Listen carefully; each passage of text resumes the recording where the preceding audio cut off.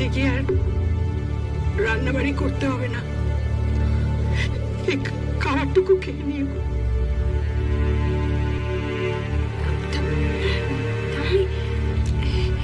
এত খাবার, আমি তো একা মানুষ, এত খাবার কেন দিলে বলো তো?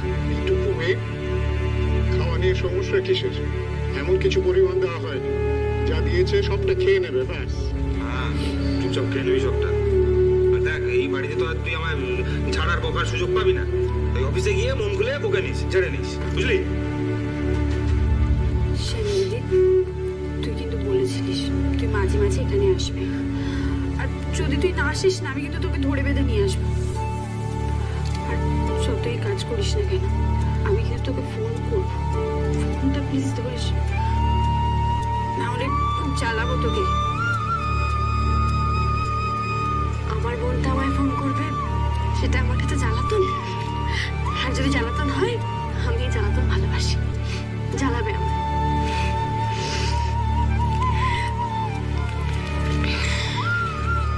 স্যার, এবার কিন্তু বোন দিয়ে সংসারটা করতে হবে।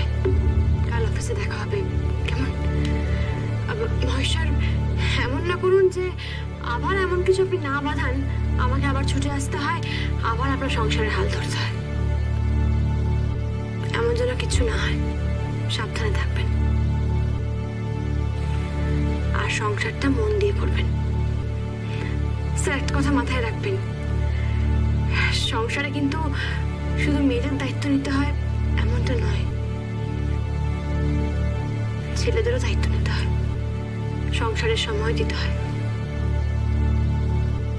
অফিস করবো আর গায়ে হাওয়া লাগিয়ে ঘুরবো, সেরকম করলে কিন্তু চলে না। ভালোবেসে সংসারটা করতে হয়, মাথায় রাখবেন, কেমন? আর এই যে আপনাকেও বলছি, আপনার জন্য কিন্তু এই কথাগুলো প্রযোজ্য। হ্যাঁ, আসি।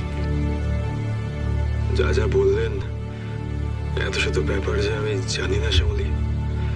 জানেন তো, আমাকে অনেক জিনিসই বুঝিয়ে দিতে হয়। অনন্যাকে যেমন শিখিয়েছিলেন, তাহলে আমাকেও শেখাবার জন্য আরো কয়েকটা দিন না হয় থেকেই যেতেন। কিন্তু এই কথাটা তো আর আপনাকে আমি বলতে পারবো না। গলার কাছটায় দোলা পাকিয়ে থেকে যাবে সব কথাগুলো।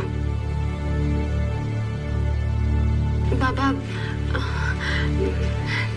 ঠাম্মি, ছোট দাদু, আমি আসি। হ্যাঁ,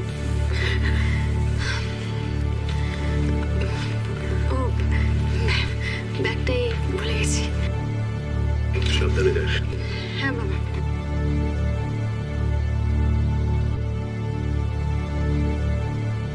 আসি স্যার। ভালো থাকবেন শ্যামলী।